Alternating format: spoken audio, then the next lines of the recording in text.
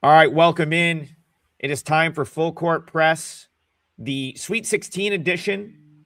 But quick programming note, if you missed yesterday's show, Matt and I went over the NIT and then the East region of the Sweet 16. So that is up on the Wager Talk YouTube channel on demand.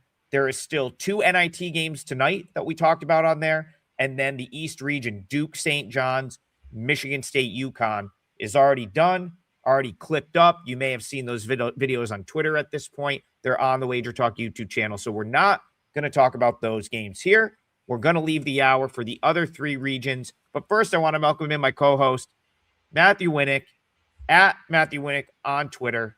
Matt, you know what? You ended up being like pretty much spot on in the NIT. I split last night, but you were all over New Mexico, and they certainly sort of came out in the second half. Yeah, the St. Joe's hit their shots early, but New Mexico doesn't care. They're going to stick with their plan, and their plan inevitably over 40 minutes, making a bad shooting team take a ton of threes, ended up working overtime. And that's the thing. Like, this is a good lesson to learn just with basketball in general. When we hit late this season and early next season, just because a plan doesn't work in the first half doesn't mean it's the wrong plan. So I've decided. So Wichita State. I'm going to mark yesterday's parlay as a loss because on the show it was still 3.5. And if you guys remember on the show, I said that I was going to wait until Tulsa got bet as if David Green was playing. I hoped he would be in, and then I would probably take Wichita State. That is exactly what I did for my clients at Wager Talk. I played it at 4.5. It landed 4. So we cashed with that one, but I can't count the show parlay as a win. So, Matt, what I decided to do to make this parlay a 3-teamer is I want to use your leg from yesterday. So can you very quickly just recap what your play was? Because that goes tonight in the NIT. That was the Dayton, Illinois State over. We've been seeing a lot of overs in the NIT. I don't think that Illinois State can stop Dayton, and I think Illinois State makes enough shots for this to go over. Yep, so that will be the open leg of our 3-teamer. For the analysis on that, as I said, head over to yesterday's show. It's up on the Wager Talk YouTube channel, and that is where you'll find both of tonight's NIT games, as well as the East region of the Sweet 16. So, without further ado, let's get into the rest of the Sweet 16, and we'll go region by region right here, and I'll actually go day by day. Let's start with the Thursday games. And I'm going to start over in the West region because, again, we're just going to kind of go the first game to tip off of the Sweet 16 is out West. It's Texas and Purdue. And, Matt, I sigh here because I like Texas. I want to be on Texas. I felt like my handicap of Miami was pretty good over the weekend. And of course, the reason that you can tell the sort of, that I'm upset about it is because that Miami bet didn't win. And I felt like I deserved to win, down 4 with 56 seconds left. But at the same time, I guess, a neutral party could look at it and say that knockout punch was kind of always coming. It was kind of right there. And that's kind of what Purdue did at the end of that game. I worry that the same thing happens to me here if I take Texas. It's why I haven't bet it yet. But I wouldn't be that surprised if Texas hung around. So talk to me, Texas, Purdue. This is one I was having trouble with. Yeah, this is going to be a really, really interesting game because these two teams, and I think this is the case for so many of these games in the Sweet 16, is these two teams play unbelievably differently. And they come from leagues, the SEC and the Big Ten, that play unbelievably differently. And so not only do they play different, but they haven't really played a lot of teams that play like their opponent. So there's not a lot of precedent in terms of how these teams are going to fare. Texas plays, a very, very soft drop coverage. It means they're not going to force pressure on Braden Smith at all. They want Braden Smith to be a shooter. They want him to be a scorer. They want Braden Smith to take 20 shots in this game and have 4 assists. Versus a lot of the games that Braden Smith has played, especially of late, it's the opposite. They're going to send 2 to the ball. They're going to make Braden Smith give it up.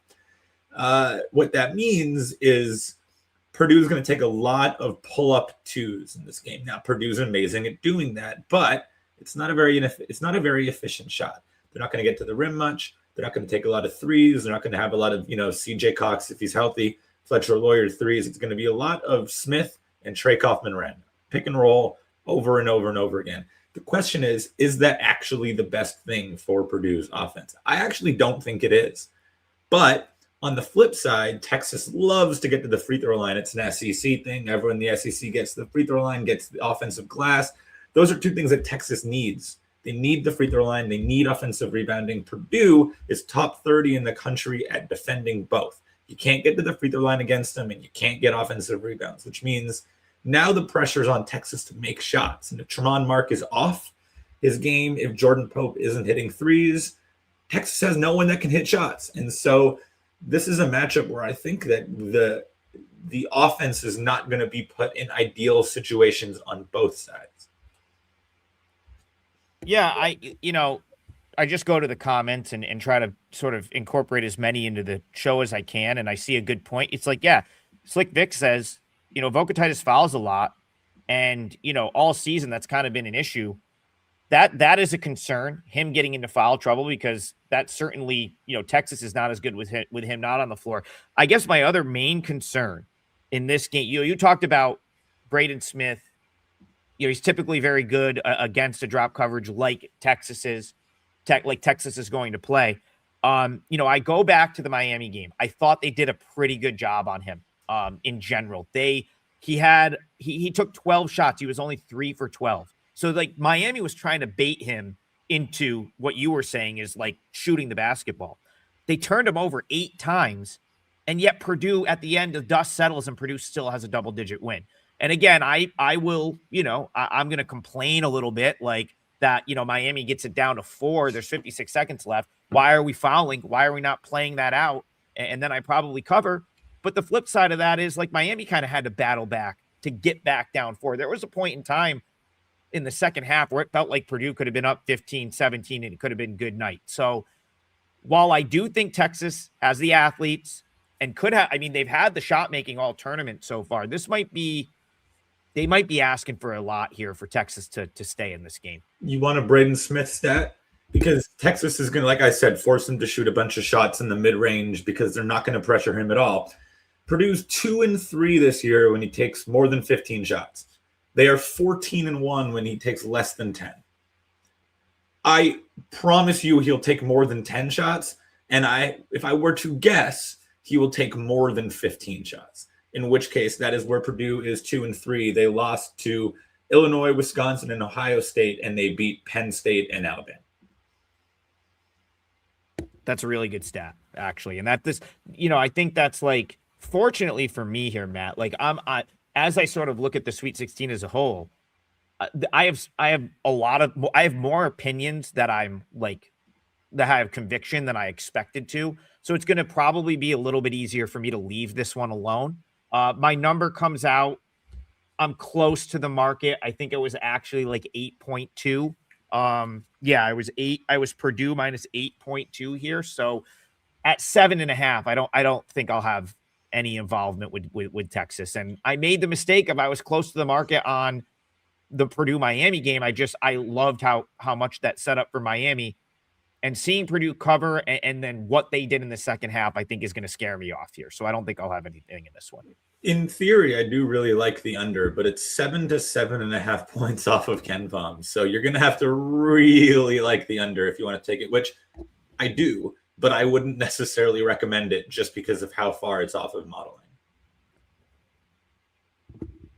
All right, we are going to stay out west, the SAP Center, San Jose, California, the nightcap in this building. Going to be a great game to watch. Definitely one I'm very excited to watch in Arkansas and Arizona. But this is the first of two for me, Matt, where I wrote on my notes. I circled these and I wrote, "Don't do it." Okay, that's what I have right next to Arkansas. I said, "Don't do it." My number shows a little Arkansas value. I have been very high on Arkansas this year. Sometimes when you go to a lot of games and see a lot of teams in person, I walked out of the Breslin Center earlier this year and I was just like, oh, I love this Arkansas team. I know they lost this game, but Acuff is just, there's just so much potential here. And I kind of have, I've sort of carried that through the season with me. And actually, it's probably helped me in that regard, because I think Arkansas did sort of blossom into being a team that was like probably better than people thought they were at that point in the year. I also saw Arkansas down in Gainesville when they got run out by 40 because they couldn't guard Florida. And that's where I'll throw this to you. Their defense has been a real issue. High Point got whatever they want against them, and Arkansas was able to will their way to a win. But that is very scary against the Arizona Wildcats, who kind of compare a little bit more to that Florida team that dropped 100 something and probably could have put more if they didn't unload their bench. So talk to me about Arkansas, Arizona. Do you think the Razorbacks have a shot? And where are you at on the number here? They don't have a chance. Okay. If you needed more voices to tell you not to do it on Arkansas, let me be the voice. Don't do it on Arkansas. It's just a bad idea. Arkansas is the worst rim defense in power conference basketball, I think, in the entire country. Like, it's so bad. And the part that's craziest about their rim defense being so horrific is they're 24th in the country in block rate. Like, they block so many shots, and it still doesn't matter. Their rim defense is so unbelievably bad. They allow teams to shoot 61% at the rim, which is a 15th percentile rate and normally left for like the worst teams in the country. The thing with Arkansas is they go for blocks so frequently between Trevon Brazile, Malik Ewan, and Nick Pringle that if they don't get it, it's 2 points if you can get an offensive rebound. And if you pump fake them, they're in the air and then you're scoring. With Arizona playing two bigs at all times, it means that if the first shot doesn't go in, the second shot's going right to the other big. They're going to get so many offensive rebounds. They're going to score so many points. You mentioned the Florida game. Another team that's huge, amazing at the rim, and plays two bigs. They made 31 two-point field goals, and they got 49% of their misses on the offensive glass. If you're going to get half of your misses and make 31 two-pointers, Florida scored 111 points in that game. Arizona will score 100 if that happens. And there's no magic fix for Arkansas because they only play 7 guys, and their best defender, Nick Pringle, is injured and might play, but if he does, it won't be much. The only way Arkansas has a chance here is if Darius Sakoff and Malik Thomas combine for like 65 points, and they might, in which case the game goes over. But if you're telling me which team has a more, efficient and better pathway to points, is it the one that's going to get half of their offensive rebounds and score 60 points in the paint? Or is it the one that has 2 bucket getters and is going to score 60 points off of mid-range pull-up jumpers? Like, I'm going to take the rim team 20 times out of 10. Yeah, I think what ultimately talked me off of, messing with Arkansas here, and I'll make my point on the number in a second, but, I was at the Florida game. Obviously, I mean, that was as dominant of a performance that you're probably going to ever find. Big national TV game, Saturday night, sellout. Arkansas actually, what's even more ridiculous about that game, Arkansas actually kind of dominated the first 8 minutes. There was a point in time where Todd Golden had to call a timeout because Arkansas went up like 16-12. They had more energy than Florida. And he called a timeout, and they were actually down. I think it was 16-10 or 16-12. And that game turned into a 40-point blowout. And so that just to kind of put it in perspective, but the Arkansas has suddenly played a very easy week schedule of late, right? Like, they drew a really good first round matchup in Hawaii that didn't press them at all. They had the benefit of High Point pulling the upset, so they didn't have to face Wisconsin. The SEC tournament, Ole Miss and Oklahoma, not great team. The Vandy win is solid, but and I even made, so I'll give you my second point, and then you can kind of wrap this up. I said, okay, Arkansas, when we talked about Arkansas High Point last week, I said, I prefer Arkansas in the underdog role. That's where I'd rather have them. I actually lean toward High Point. I think I gave out High Point on the show, plus the points. I said, I don't want this team as an 11-point favorite. I prefer them as the underdog. Here, my number was 6.5. So on the open at 8.5, that showed value. Now, I didn't bet it because I still have a brain, and I was, I'm not just going to blindly bet my numbers. But the final point I'm going to make before I throw this back to you is I do think the market is sort of betting this the way that my number is suggesting to bet this 8.5 down to 7.5 a lot of places. So my question to you is this the point where you're punching back? Is this as good as it's going to get? If you like Arizona, should you be hopping on 7.5 right now? Yeah, I mean, it might get better, but I think you're getting value on the price given Ken Palm has it 8, and I think this is a great matchup for Arizona specifically, just outside of the number. The other thing here is like there's going to be so many points, and obviously the total is in the mid 160s, so that's going to be expected. I would say that like the natural inclination is like, oh, take the over, but I just think that Arizona is a safer side because like when I'm thinking about what's safest, I'm always going to think about which team has the rim advantage because there's no variance in rim attempts. Like you're either good at the rim or you're not good at the rim. You're either going to get to the rim, you're not going to get to the rim. You either have good rim defense or you don't. And Arizona gets to the rim and Arkansas has bad rim defense. You don't have fluctuations in shooting percentage on layups. You either make them and you get them or you don't. And so Arizona does. With Arkansas, it's going to come down to whether Darius Acuff and Malik Thomas are unbelievable or not. You think about that Alabama-Arkansas game that went to 2 overtimes that was 117 to 115 in double overtime. It was insane. Alabama should have won that game by 30. They shot 72% at the rim, but Darius Acuff was so unbelievable that Arkansas actually just had a chance.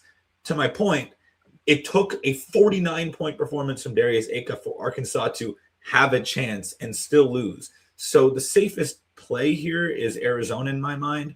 I know a lot of people are going to like the over, and like I do too. But if I'm deciding between the two, it's just a safer bet to take Arizona against the spread. All right.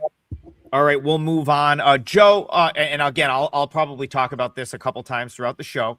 St. John's Duke, we did that one yesterday, as well as UConn, Michigan State. So if you're watching the show, because it's labeled Sweet 16 and you're looking for the East region, that is up on the Wager Talk YouTube channel as part of Tuesday's show. But also those individual games are already on the Wager Talk YouTube channel as well. So you should be able to find those clipped. And we did full breakdowns for those yesterday. All right, I'm going to transition to the Midwest because I want to go to the other.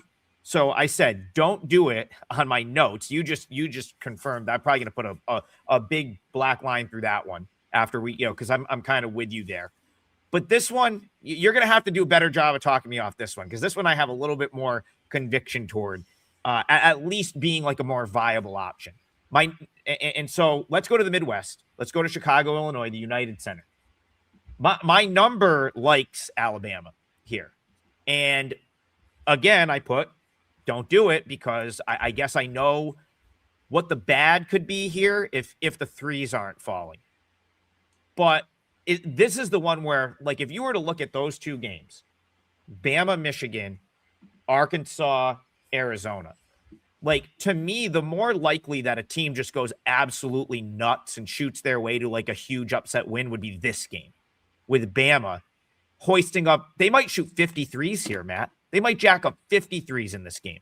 I think they'll shoot more than 40. My question to you is that sort of crazy variance worth a shot, getting 10 points? And I might even sprinkle something on the money line just for the hell of it, just because if they are falling, I think they have a chance to win. You're 100% right, especially with that money line perspective. I think that you're right. Alabama's can take so many threes that if they hit them at 40%, like they did against Texas Tech, where they looked completely unbelievable. Like, look at that Texas Tech game. I actually think that Texas Tech in a vacuum, especially without Aiden Holloway, even without JT Toppin, I think Tech was the more talented team. And Texas Tech had made more free throws, and they shot better from 2-point range. But Alabama shot 45% from 3, and Texas Tech shot 16% from 3. And if that happens against Michigan, Alabama will win. And you're 100% right. To the point where I just think taking a stab at the money line makes more sense in the spread, because if Alabama doesn't make 40% of their threes, I don't see how they compete, given they don't have Aiden Holloway. They're not good on the glass. They don't force any turnovers, and they foul too much. So with Michigan, I'm always worried about them against teams that pressure them, that send 2 to the ball, because they turn it over too much, and they're just so dominant, like physically, that if you give them one-on-one matchups, they're going to find the best one and take advantage. If Daimara has a good matchup, he'll post you up. Axel Endeborg has a small guy on him, he'll drive him downhill. If he has the big guy on him, he'll shoot over him. With Alabama, because of the way that they play with Nate Oates, like they're never, ever, ever going to double team anything unless they absolutely have to. And because of that, Michigan's just going to find the best matchup and expose it. And there's going to be good matchups because Alabama plays small and Michigan plays huge. So I think in a vacuum, like the number moving towards Michigan makes sense. At the same time, like you mentioned, in a variance game where Alabama is going to take 65% of their shots from three, if they hit them again, I think to that BYU game last year where they had like the best three-point shooting game in March Madness history, it's possible that happens. In which case, you'll look really smart with the Alabama money line ticket. But I'm not sure if there's as much value on the spread. Yeah, I think that's ultimately what I sort of came to in my head was it's what's the harm in taking a small crack at like a big money line, double-digit dog? Whereas like when you start to look at it against the minus 110 and okay, now, yeah, like obviously you have a much better chance of hitting your bet on the 10.5 or the 10, but the flip side, it'll be easier to stomach if the threes aren't falling for Bama and they're quickly down 20, 25 and the game is over. Well, you just had a small play on the money line, whereas it's like you're sitting there with like a big bet on or a standard bet on plus 10 and they get down huge like that. I don't know if Bama even comes back from that. Like I think they have to start maybe Bama first half a little bit, because I think if they don't start hot and they start chasing big time, like they're chasing double digits early, that concerns me for Alabama here. Yeah, for sure. And then you also just like think about how some of these games have gone. I know you've been on the wrong side of a couple of them with just like late game foul extension, game 7 with a minute and a half left, and the next thing you know, it's 13. So yeah, that is true, and it's worth pointing out. Like I know it's sort of it gets beat to death at this time of the a year, but it's like it is worth pointing out that like it's the game extension in the NCAA tournament when your season's over. So it's like, it makes sense that everyone is going to foul until the very last second. Why wouldn't you? Maybe, why wouldn't you? Crazy. Even in the NIT, there's a world in which New Mexico doesn't cover, but St. Joe's didn't let them not cover with how many times they fouled down 10. Right. Yeah.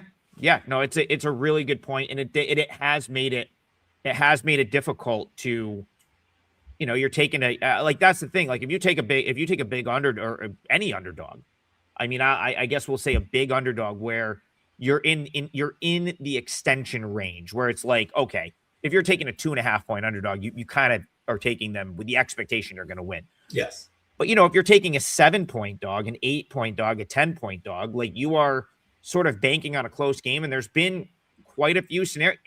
Go back, even Arizona last round, getting up and over 11.5 was, there's been quite a few where the end result of who got the money maybe wasn't indicative of betting the right side or not. Now that said, and this is a whole other conversation I won't go too deep into, there are coaches and teams that are good late game foul extension teams and some that are bad. And anecdotally, Nate Oates is a very, very good one, because a lot of teams make the mistake of going 2s for 2s, as in they shoot a quick layup, then foul again, the team makes free throws, and they just play in the same game. Alabama will never shoot a 2 in that situation. They're going to shoot only 3s, and they make so many 3s that it is the math is in their favor in a late game foul extension situation. So unlike some teams where it's like, this makes no sense, there is a world where Michigan's up like 12, Alabama does do the late game foul extension, and it turns into 7 real quick, and then that's where it ends. Very anecdotal, but that is a team that I would want to be backing in a late game foul extension situation. So my final question to you here on this game before we move on, I'm looking at the odds logic screen, and I'm seeing quite a few books go to 10.5 here. Is there a number where you get involved with Alabama, or are you just? I think it's too much variance. I don't think I want to take a chance. And like at this total, I do kind of lean under, but in the same realm of not wanting to take the dog, it's just, what if Alabama makes 45% of their threes? Then the under looks so stupid. If they hit 20% of their threes, it's going to fly under by 20 points. It's one of those where it's like, maybe if one thing's happening at halftime, do the other. Like even though I was on New Mexico yesterday, when Derek Simpson hit 4 straight threes at halftime, I was like, well, there's way too much value in New Mexico. I'm going to double down here. If one of the teams is red hot from 3, or one of the teams is ice cold from 3, just try the other side at halftime. It's probably going to work out. All right, so I didn't set it up this way, but we just kind of we're halfway through. But for me, those were the 3 I had much lesser opinions on. So I think we're getting to the good ones, at least for me, the ones that I'm much more sort of like, I guess, close to making a move in at this point. And of course, we'll lock in. We've already decided the first leg of the show parlay is going to be Matt's NIT play for later tonight, which we'll recap at the end. The other 2 legs will come from the Sweet 16. So the games we talked about yesterday are fair game. I know you and I both kind of, sort of talked about UConn being an option in that game. I want to go to the nightcap on Thursday out in the Midwest. I'm sorry.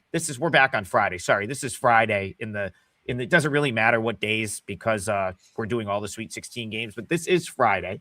This is the Midwest. Iowa State last round against Kentucky. Just from a market standpoint here, Matt, Kentucky took respected money Saturday into Sunday, obviously tied to Josh Jefferson probably not playing, right? And the spread came down from 6. I think it got down as low as 4.5. There was a little bit of buyback, and then the quote unquote sharps, or I guess syndicates that would move the number, slammed Kentucky pretty late, like to post in that game. I could not get down with that. And the reason was, well, I keep going back. What I had in my head was you being like, is this team good at anything? Is Kentucky good at anything? I'm glad. And I was like, man, yeah, it was in my head. It was stuck in my head. I was like, they're not. And they're probably going to turn the ball over a ton. And Iowa State will probably still win anyway. And that is pretty much exactly what happened. But boy, that first 10 minutes or so didn't look great for Iowa State. And for me, it's like, I think Tennessee could force Iowa State into more minutes that look like that than Kentucky was able to. And if Jefferson doesn't play here, which I think it's crazy to think that he will, Tennessee is in this game, in my opinion. And that 4.5 starts to look quite appealing. So talk to me, Iowa State, Tennessee. Do you think the Vols have a chance, or is it too much Iowa State defense? I think it's probably too much Iowa State defense, and specifically the way that Iowa State plays defense, in which they're going to double anytime you drive and anytime you set a screen, and your lead creator is going to have a nightmare day because he's going to be doubled constantly and not be able to get off clean looks. With Kentucky, they didn't even have a lead creator. They didn't have a point guard, and that's why the turnover rate was so high. So Tennessee is not going to turn it over quite as much. But what is going to happen is Jacoby Gillespie is not going to get a lot of shots off, because not only is TJ Otzelberger a smart defensive coach who's going to understand that Jacoby Gillespie is Tennessee's only offense, their defense is built to take away the opposition's point guard. And Gillespie is the reason why Tennessee's looked so good through 2 rounds. He has 50 points in 2 games, 15 assists to 6 turnovers. What happens when, instead of being able to take 15 shots or 21 shots in a game, he's going to take 8 or 9 shots, and they're all going to be contested, and he's going to be doubled the entire time he's on the floor? Is Nate Ament good enough to make up for that? Is anyone else on Tennessee actually a third option? Because as of right now, there isn't. And if there's one team left in the field I don't want to see have to go down their pecking order of scoring options, it's Tennessee. And that's what Iowa State does better than any team in the country. So if you're telling me that this is, even if it's Josh Jefferson lists Iowa State, I just don't see how Tennessee scores. So I would be really kicking myself if I took Tennessee and it played out the way that you're talking about, because I've probably said on this show, God, you could go back to the game that Tennessee lost up here at the Dome. I think since that night, I was like, what is this offense, right? Like, you have 2 guys, and outside of Gillespie and men, you really don't have like any consistent scorers.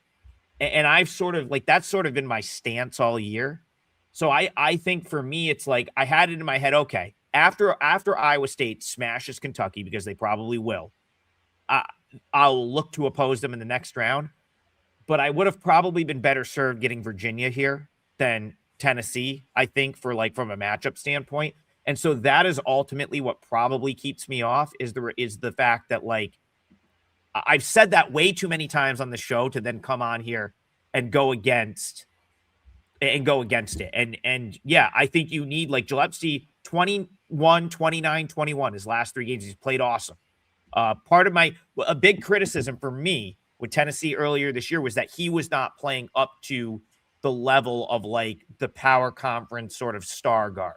But he's definitely done that now. But yeah, the supporting cast still leaves a lot to be desired. You probably need a generational rebounding performance from Tennessee for them to win this game. As we talk it out, I'm like, oh, they're going to need to get every rebound, second chance points, and Gillespie's still probably going to need to have his 4th straight game of 20 plus for Tennessee to win this game. And I don't see a world where Gillespie gets 20 points unless it takes him 20 shots to get there, which it might. I would say the way that I'm looking at this game is I'm going to wait. I'm not going to touch it until we know about Joshua Jefferson. I agree. I don't think he's going to play, but he might. And my perspective is if Jefferson plays, I will take Iowa State. And if Jefferson doesn't play, I will take under because I don't want to take Tennessee, but I don't want to take Iowa State without Jefferson. I think that without Jefferson, Iowa State's offense is in a bigger problem than its defense, especially against a team that doesn't turn it over too much and has really good guard play. So I would go under if Jefferson is out. Question for you. How do you think this number 4.5, does that have him in or out in your opinion? Without Jefferson? Like, are they pricing him in or out with the opener being 4 or 4.5 in your opinion? I think they're pricing him in because you saw that Kentucky number move 3 points off. And like, yeah, Iowa State played pretty well, but I wouldn't say they played so well that it makes the market feel like it's a 3-point, I guess buyback on Jefferson-less Iowa State. So I would have to assume that if they thought for sure Jefferson wasn't going to play, this would not be above KenPom. Yeah, like I see that's the thing. I think he's priced in there as well. And so when I refer to my number, I was making a number with him out. And so that's why I showed a little bit of value on the Tennessee side because my Iowa State minus 2.4 was with him out. So yeah, I don't think he's gonna like if you want my personal gut feeling, I don't think he's gonna play. Me too. I agree. But so again, I mean, if you're just kind of like hunting some value and you want to take a 4.5 with the thought process that okay, I'll try to middle this. I'll try to come back later once he's ruled out and Tennessee gets slammed, and then just take Iowa State. That you could do that, but yeah, I mean, again, I think that personally is why I gravitate toward Tennessee, thinking that that 4.5 number is going to probably be value. But then again, a lot of people had good numbers with Kentucky on Sunday over on Sunday, and didn't matter. Your 6 with Kentucky did not matter. So I just think if you're going to give me like at the end of the day, this is scheme versus players because Iowa State is the better scheme, especially defensively, but Tennessee is the 2 most, in theory, talented offensive players in Gillespie and Ament. I just trust Iowa State to be able to scheme those 2 guys out and make everyone else on Tennessee beat them. All right, we have one region left, and for me, it is from a betting standpoint. I think this is the most in not the most interesting, but certainly like probably the most of like where I'm leaning toward. Well, aside from the games we talked about the other day, where I'm leaning toward probably having action.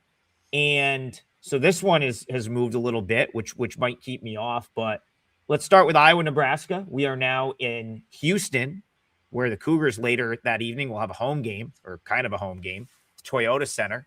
But we're going to start with a Big Ten battle first. Nebraska, Iowa. These teams have played each other. And my initial reaction was that 2.5 with Iowa kind of looks nice. I made Iowa a small favorite on the number. These teams know each other well. I think I don't know if it's possible for Ben McCollum to have a better game plan than he did against Florida, but I could see him game planning for Nebraska. He's seen him before. So talk to me about this one. I made Iowa a 1.5 favorite. It looks like the market is starting to agree with me. Where are you at on Iowa, Nebraska? The complete other way, actually. I make Nebraska a 2-possession favorite. Slightly over 1 possession favorite. I'm glad. I don't want to take a bad number, so I'm happy to hear that. Go ahead. I think that Ben McCollum, I think this number moving towards Iowa is just the market believing in Ben McCollum. And Ben McCollum's amazing. But what Ben McCollum's amazing at is dictating the tempo and dictating the game in the way that he wants to play it. Florida was a polar opposite team as Iowa. And because of that, because Ben McCollum is so great at making you play his way, Florida was so uncomfortable playing Iowa style. Not only is Nebraska comfortable playing Iowa style, but they've done it twice. And the way those two games played out so differently. Yes, Iowa took Nebraska to overtime at Nebraska, but Nebraska was leading the entire game, was up double digits late, and Iowa made a super late comeback to send it to overtime and then couldn't hang on. But the most important fact about that second game is that Iowa turned it over 19 times. I unearthed a very, very weird stat. I put together the preview for the South region at Basket Under Review. I would go check out. It makes no sense, but Iowa's 2-9 against power conference teams when they have an assist rate over 58%. That means more than 58% of their baskets are assisted on. And that means they're 13-2 against power conference teams when their assist rate is lower than 58%, which means Iowa is better when they get fewer assists, which in theory makes absolutely no sense. But you know what it means when they get fewer assists? It means more Bennett Sturts. And more Bennett Sturts shots is better for Iowa. Even in a game where he goes 0 of 9 from 3, you want as many Bennett Sturt shots as possible. I don't think it's a coincidence that in Iowa's win over Nebraska, Bennett Sturts took 22 shots and 7 free throws. In their loss against Nebraska, he took 10 shots and 2 free throws, less than half the shots and less than half the free throws. Nebraska's entire scheme is no isolation, double everything, no post-ups, no straight line drives. Make the others beat you. And Iowa's others aren't good. Bennett Sturts didn't get doubled against Florida because Florida doesn't double anything. Nebraska will double everything. And I will take Nebraska being able to play their way, being able to take out Bennett Sturts, and not getting severely outcoached by Ben McCollum because, yes, Ben McCollum does know Nebraska, but Nebraska knows Ben McCollum. And that takes away that coaching edge, and Nebraska's the better team. Yeah, that's where, that's as you're speaking, that's kind of what, I'm looking down at my notes, and I noted just how slow Iowa got Florida to play in that game, which, sort of how slow and how they were able to like neutralize Florida's biggest advantage, which is of course their front court.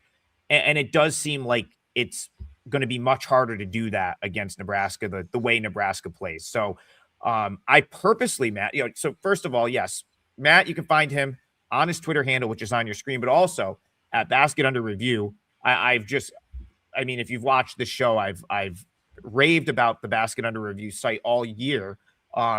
There's still, you just going over, I think it's, like $10 a month to even just get the, get it for March, just to get all the stuff they're going to have on the Sweet 16, Elite 8, and Final Four is massive. And I purposely did not read your preview yet. I said, I don't want to, and that's why I didn't want to, like subliminally, I purposely didn't read your preview before the show because I wanted to make sure if we had differing opinions, it came out on the show. And I have to say this conversation over the last hour has been very, very helpful to me because I'm sitting here like, man, I've got an awfully long list of Sweet 16 games I like. And, I know it's not smart to go into a board of 8 games and bet 6 of them or whatever, right? Like the market is pretty efficient at this point in time. And I'm slowly talking myself off of some of these. And the thing is like this one, they kind of did it for me. I would have only played this at 2.5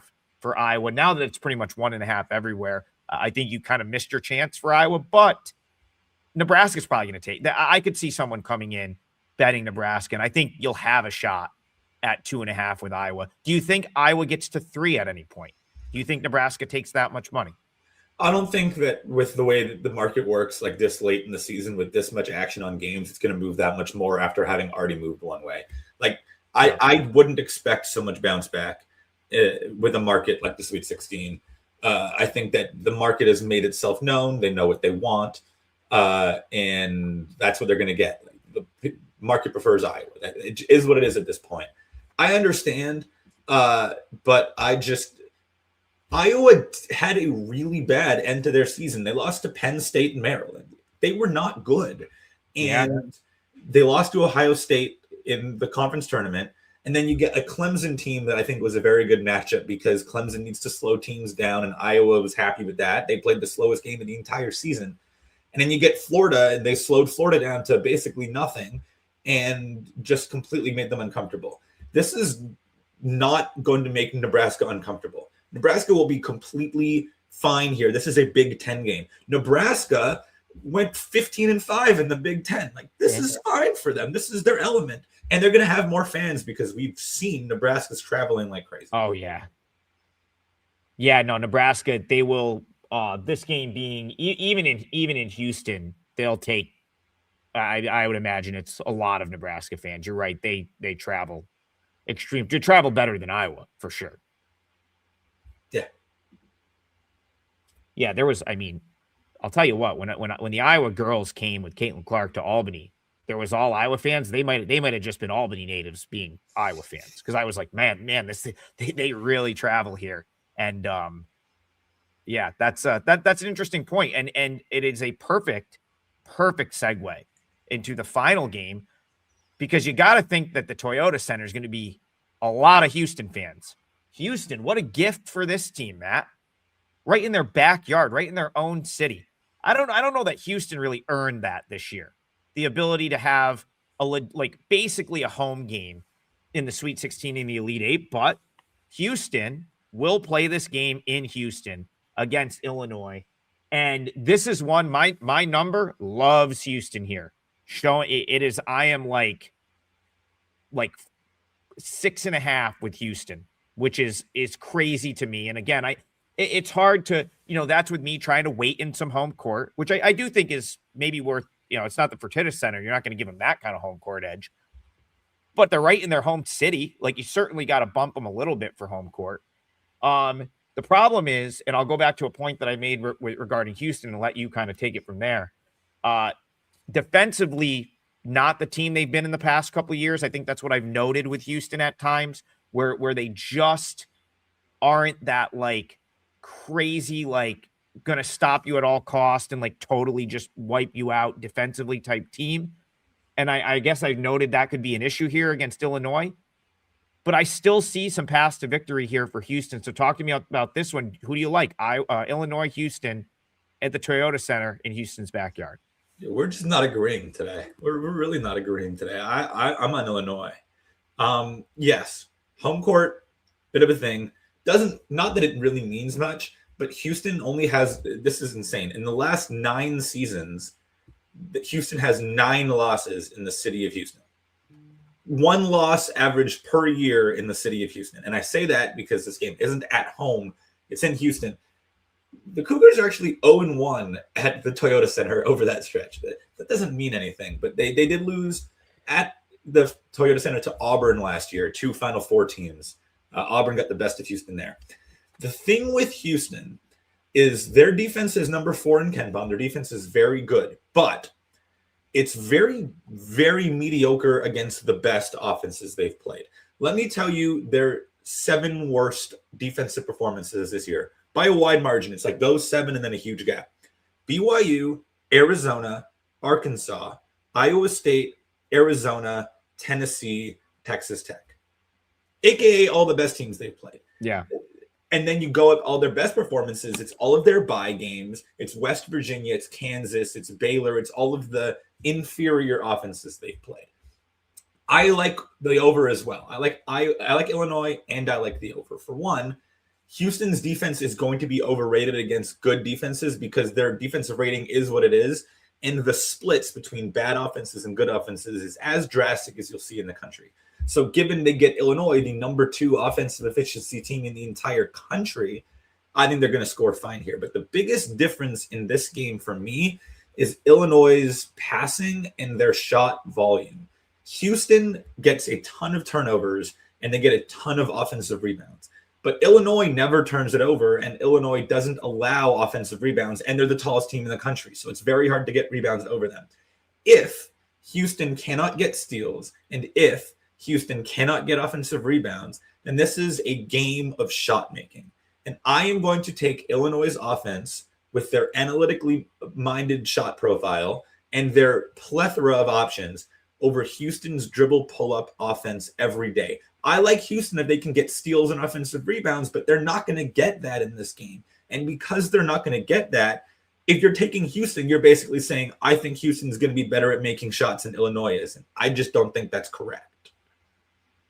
So I absolutely can find some merit in the over. Colin Gregory says, I like the over 139.5. I do think I think Houston's going to get the shots that they're able to make. Like, yes. Kingston Flemings probably gets quite a few good mid-range looks. And if he can knock them down, he can absolutely keep them in this game. Yes. I guess what I was, because I kind of was shocked, I guess, when I ran the numbers and I'm like, you're probably too far off. Like, making Houston that big of a favorite doesn't really make sense. But like, I do think Houston's going to be able to score maybe more points. Like Illinois is not going to wipe out Houston, in my opinion, in this game. So I'm kind of with Colin on the over. I could see that over 139.5. I'm there too. Yeah. I will say this, like I said, I'm glad. I'm more of I tend to be more selective. I'm not like a board spray type bettor. And so the fact that like I came in with this long list of opinions, now I have a lot to think about. So that is like, I'm actually happy that we had some disagreement, because I got to go back and say, all right. And that's the thing. I think that's anyone, because this is still a, more of a betting show than anything. Like for me, it's always challenging to sort of take your number and then apply it in the context of like the tournament. It's a neutral floor now. There's so much more public money in the market than there is during the regular season. So books have to make a number anticipating how the masses are going to bet, where they don't have to do that as much during the regular season. Maybe they have to do it in the big games, but typically not going to do it on like the majority of the games that I would be betting, which is probably not the sort of like biggest game on the board. So I think that's an interesting point. And these games should be really tough to bet. Let's put it that way. The Sweet 16, any game the rest of the way should be very difficult to like find a big time edge. So I think it's worked out well. Yeah, I very randomly had I think sort of randomly had an amazing betting run since March Madness started. Some of that is luck, and I bet way too much. Unlike you, you were calling final scores on Twitter over the weekend. I just looked it up now. I've made 62 wagers since Selection Sunday. That's too many. That's pretty awesome, though. Hey, I mean, listen, some of them are in the NIT, so there's probably a little bit of a bigger edge there. Hey, we get the Crown coming up next week. Quick promo: we will be doing shows. I believe Rob Bino will be back. We will have a Crown preview show, so that'll be coming up next week. So, hey, listen, 3 years ago, one of the best betting runs I ever had occurred during March Madness. And then if you're seeing the ball go through, you're hitting your shot, you might as well just keep firing, right? You're not going to get to again until November. So There's no, might as well unload the clip right now if they're falling for you. So with that being said, Matt, we are using your total from yesterday, since the parlay yesterday. Hey, actually, maybe you do have action on your parlay yesterday. That's great if you got 4 or 4.5 with Wichita State. But for the sake of the show, we're going to count yesterday's as a loss, because when we were on the show, Wichita was still 3.5. And And so we will open the 3-teamer with your game for tonight. So if you are looking for a bet for tonight, we did a whole show yesterday on the NIT. We've already broke these games down, but we are going to use Matt's NIT play, which is going to be Illinois State Dayton. Now, my question to you is this: it's moved a little bit since yesterday. Can we go over 140? Is that still okay for that one? Yeah. So we are going to go Illinois State Dayton over 140 as leg number 1. Matt, what is your best bet of the Sweet 16? Give us leg number 2 right here. It's on your screen right now. Okay. All right. So we're going right back to that. So we got 2 totals in here. So that is going to be over 139.5 Illinois Houston. Yeah, I mean, we just talked about that game, and I'm looking at, there's 140s out there, but yeah, I think 139.5. There's still enough of them where that's a fair number for that game. So 2 totals, and guess what? Even though we disagreed a lot on this show today, we're probably going to agree on my leg, because I am going back to yesterday's show, and I'm going to use UConn on the money line as the 3rd leg of our parlay. We broke this game down completely. It's such a good matchup for UConn. I wore my UConn jacket. I know Joey Cheese is watching this show. I know he's like, I couldn't have been more anti-UConn the past couple weeks. But you know what? That is the great part about being a sports bettor and not a fan. We just get to change our mind and decide we're going to ride. We can be anti a team all year, and as soon as the market swings or there's a matchup, we can just go right back to the other team. I love this matchup for UConn. We talked about it yesterday. It is, I think, as good of a matchup as UConn could have asked for of any of the teams remaining pretty much at this point. And I think they're going to win. So I'm going to put the money line in there, which will, I think minus 125 is probably fair. I'm seeing 1.5 most places. So that will be our 3-teamer for the show. UConn on the money line, minus 120 half. UConn on the money line, minus 125. Houston, Illinois. You can tell I've been doing shows for like 2 hours now. My brain is like fried. We did the baseball show. Anyone interested in baseball, we did our first episode of Total Bases earlier, so you can check that out. Myself, Tokyo Brandon, Brian Leonard. Okay, one more time. UConn, money line, minus 125. Houston, Illinois, over 139.5. And then tonight, Illinois State, Dayton, over minus 140. I got it out. That's the 3-teamer. Matt, before we close out, anything else you want to add that we didn't touch on? There's no other games. We've really hit it all. We have hit it all. We've done all 12 games over the last 2 days. Again, I'll say it again. Yesterday's show, if you are looking for Duke, St. John's, Michigan State, UConn, and then the 2 NIT games, Auburn, Nevada, Illinois State, Dayton, those are all broken down in full on yesterday's show. Head on over to the Wager Talk YouTube channel for that replay. While you're over there, like and subscribe. I'll put you on the spot one more time before we sign off. Who wins this tournament? Is there some way you're leaning more than others? Is there a someone that's undervalued that you want to target? Who's your champ? I think if you want to go undervalued, I mean, we talked about Illinois, Houston. I think if you know who wins that game, you have an underrated national champion, because I think the 2 best teams in the country are Michigan and Arizona, but only one of them can make the national championship game. And Duke is definitely a little bit exposed right now with their short rotation and how they've struggled in the first half of their games. And I don't think Nebraska or Iowa can beat either Houston or Illinois. So if you know who's going to win that game, I think Illinois. I think that there's value in Illinois. If you think Houston's going to win, I think there's value in Houston, because there is maybe, I would say there may be the winner of that game is plus 150 to make the national championship game, in which case you got a lot of value. Yeah, I could get down with that. I think if you put me on the spot, similarly, I probably would have made the same case for Houston and for a lot of those points. So I think the thought process right there absolutely makes sense. Guys, if you're in survivor pools, your brackets, whatever you got going, good luck with that. Again, we have now hit all 12 games. You've got 6 of them today. Go back to yesterday's show. The other 4, tonight's NIT games, and then the 2 East Region games are on there. Huge shout out to Matt for filling in this week while Rob Vino was on tour. I saw a bunch of the Wager Talk guys went to the show out in Vegas last night. I was super jealous of that. His son's band is awesome.